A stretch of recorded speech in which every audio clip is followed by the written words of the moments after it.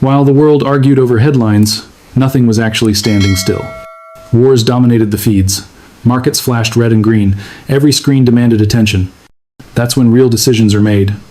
Not when everyone is afraid, but when everyone is busy looking somewhere else. Because beneath the noise, beyond the commentary, a quiet shift was completed.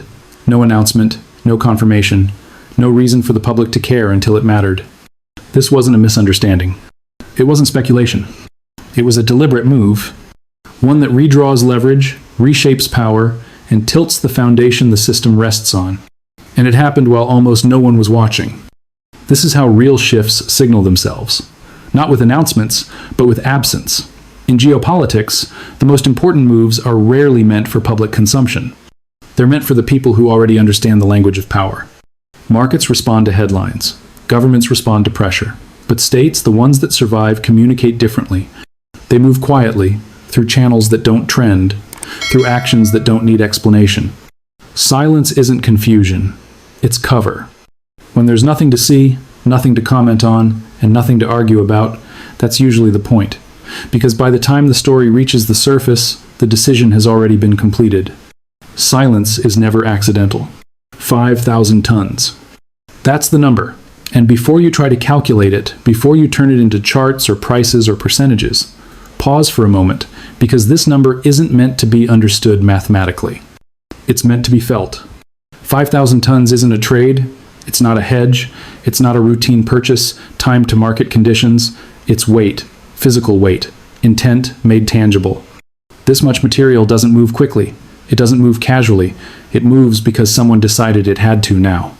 And when that decision is made at the state level, the number stops being about value and starts being about control. Sit with that number for a moment. If this were just about price, it would already be over. Traders would argue, analysts would debate, commentators would fill hours of airtime. But this isn't about silver going up or down. Silver isn't just an asset. It's a material, a component, a requirement. It sits inside the things modern economies need to function: energy systems, electronics, defense, infrastructure. You can speculate on paper. You can't substitute the physical. This metal doesn't represent wealth. It enables capability.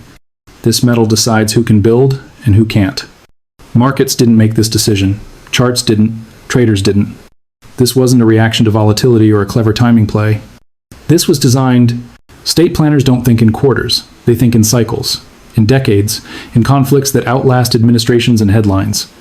They ask different questions. Not what will perform, but what will still matter when systems are under stress. History is full of these moments. During wartime, governments didn't chase returns.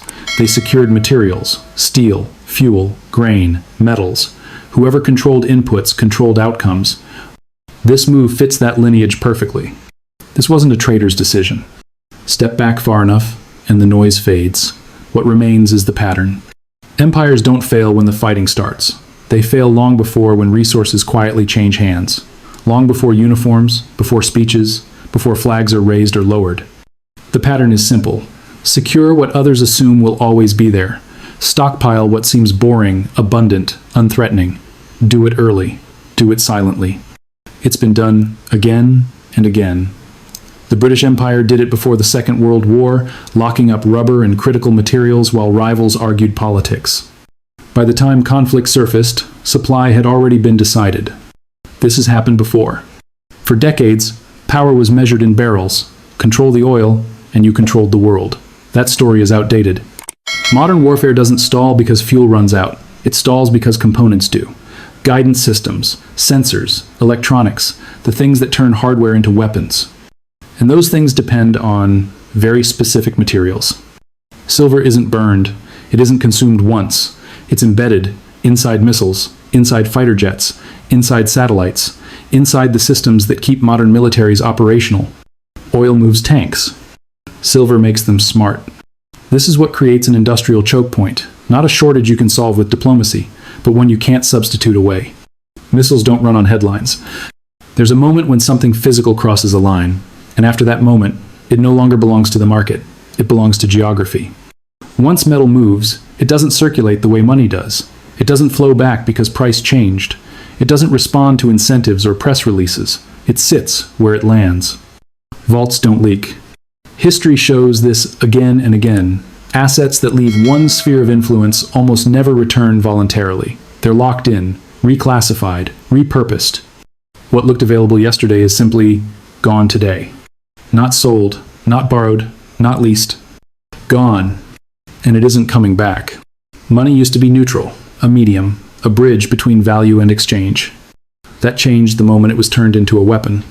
Accounts were frozen, reserves were locked, entire nations were cut off from the systems they were told were permanent and safe. What was once presented as infrastructure became leverage overnight.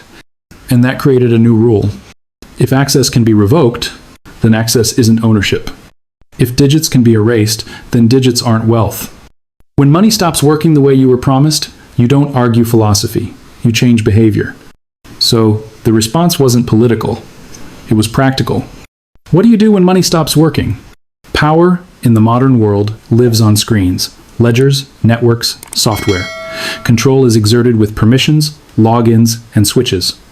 And it works until something leaves the system. Digital power depends on participation, on compliance, on assets staying where they can be seen, tracked, and touched by policy. Physical ownership doesn't ask for permission. A bar in a vault doesn't need a password. It doesn't care about sanctions. It doesn't respond to updates or outages. Its value doesn't disappear when a server goes dark. This is the boundary most systems can't cross. You can't freeze what you can't touch. When supply disappears, it doesn't announce itself. There's no siren, no countdown clock. It feels normal until it doesn't. Think of it like a room with chairs. As long as everyone believes there are enough seats, no one worries. People move freely. They talk. They speculate. But if a few chairs are quietly removed, nothing changes at first. The room looks the same, until the music stops. And suddenly, what mattered wasn't price or preference, it was proximity. Who already had a seat, and who assumed there would always be one. This is how real shortages form. Quietly, invisibly, irreversibly. What happens when the music stops? The most dangerous weakness in any system is the one it doesn't know it has. For decades, the West built its power on visibility, on data, on flows that could be tracked, modeled, and managed. If something mattered, it showed up on a screen. If it didn't show up, it was assumed to be irrelevant. That assumption worked until it didn't. In 1971, the United States closed the gold window, ending the promise that dollars could be exchanged for real metal. On paper, the system continued. Confidence remained. Markets adjusted. But something fundamental broke that day. Physical reality overruled financial confidence. This is the same blind spot repeating itself. They didn't see it because they couldn't. A war economy doesn't care about balance sheets. It doesn't reward efficiency or growth. It doesn't follow the rules people are taught in peacetime. In a war economy, priorities flip. Liquidity becomes fragile. Paper assets stop behaving like assets and start behaving like promises, promises that only work as long as everything else does. Stocks assume stability. Bonds assume trust. Even currencies assume cooperation. Stress breaks those assumptions. When survival becomes the objective, the system rewrites itself. What you can hold matters more than what you can claim. What you control matters more than what you're owed. This is the moment when rules change without permission. Paper only works in calm weather. What looks like coordination from the outside often isn't planned in a single room. It's alignment. Different players responding to the same pressure in the same way. When trust erodes, systems reorganize. After the collapse of Bretton Woods, the world didn't vote on a new order. It drifted into one. Old anchors failed, new ones emerged, trade routes adjusted. Alliances realigned, not because of ideology, but necessity. The same process is happening again, quietly, incrementally, with no announcement required. Manufacturers look for certainty, states look for security, resources move toward whoever treats them as strategic, not symbolic. No announcement was needed. The consequences always show up somewhere first, not everywhere, not all at once. Pressure finds the weakest joint and starts there. In this case, it's Europe, an industrial system built on imported inputs and tight margins. A region that planned its future around energy transitions, advanced manufacturing, and just-in-time supply chains. Those plans assume materials arrive on schedule, at predictable prices, from dependable sources. When that assumption breaks, factories don't collapse dramatically. They slow. Orders delay. Costs creep higher. Components become hard to source. Shortages don't arrive screaming. They arrive as excuses. Shortages always arrive quietly. Beneath the surface of every market sits an agreement that no one likes to think about. A promise that if paper is exchanged, the real thing can be delivered. Most of the time, that promise is never tested. Contracts are rolled. Positions are netted. Settlement happens on screens, not with trucks or vault keys. As long as confidence holds, the machinery keeps moving. But stress changes behavior. When too many people ask for delivery at the same time, paper meets reality, and reality doesn't negotiate. Metal either exists where you need it, or it doesn't. That's the trap, not volatility, not price swings. The moment the promise is called, paper promises don't survive delivery. There's a point when the people with the most information stop explaining themselves. They don't go on television, they don't argue on social media, they don't try to convince anyone. They act. Smart money doesn't seek permission or applause. It moves first and explains later, if it explains at all, because explanation invites competition, and competition raises cost.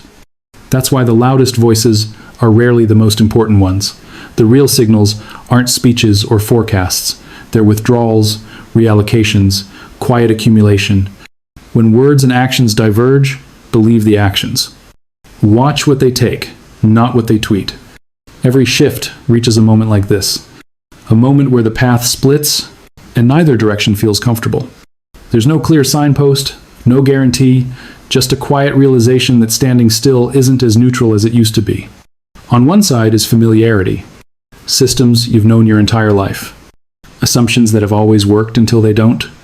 Staying put feels safe, not because it's proven, but because it's familiar. Because everyone around you is still standing there too.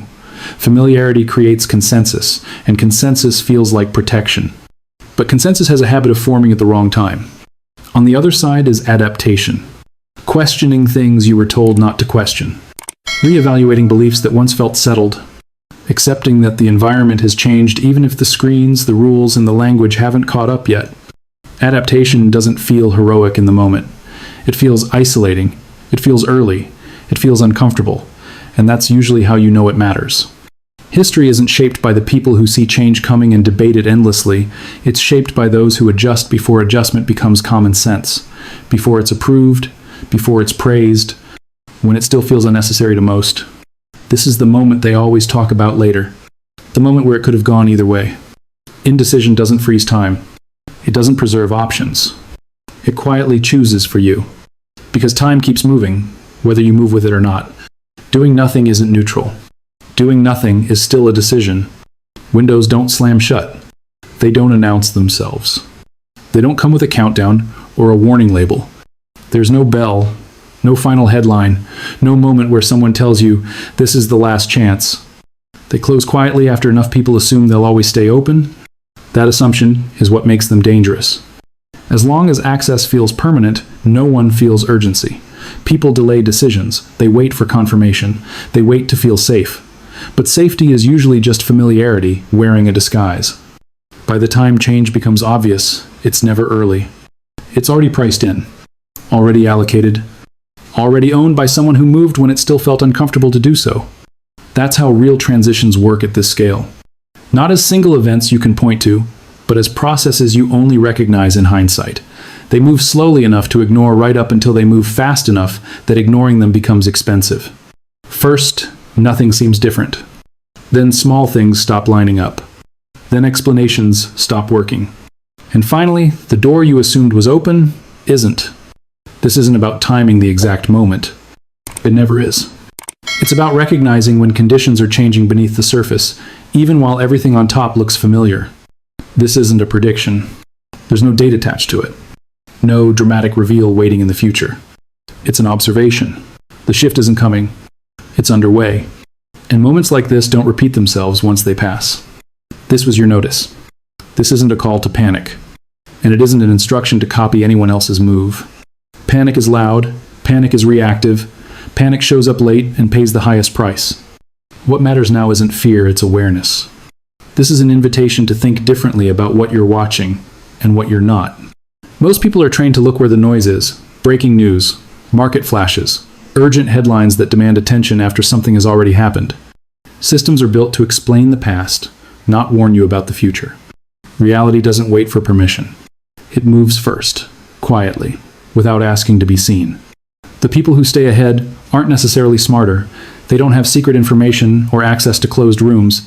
They're simply paying attention to different signals, not words, but behavior. Not announcements, but adjustments. Not what's being said, but what's being done. Question: what's presented as permanent? Nothing that relies on confidence alone lasts forever. Be skeptical of systems that only function when everything goes right. Systems that break the moment stress is applied aren't stable, they're fragile. And fragility always reveals itself too late for the people who trusted it blindly. Watch what happens off camera. Watch what happens without commentary. Watch the moves that don't require public justification, because they already make sense to the people making them. That's where real change begins. The most important shifts rarely arrive with urgency.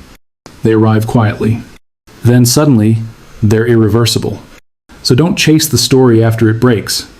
By then, the advantage is gone. Stay curious. Stay observant. Stay ahead of the silence.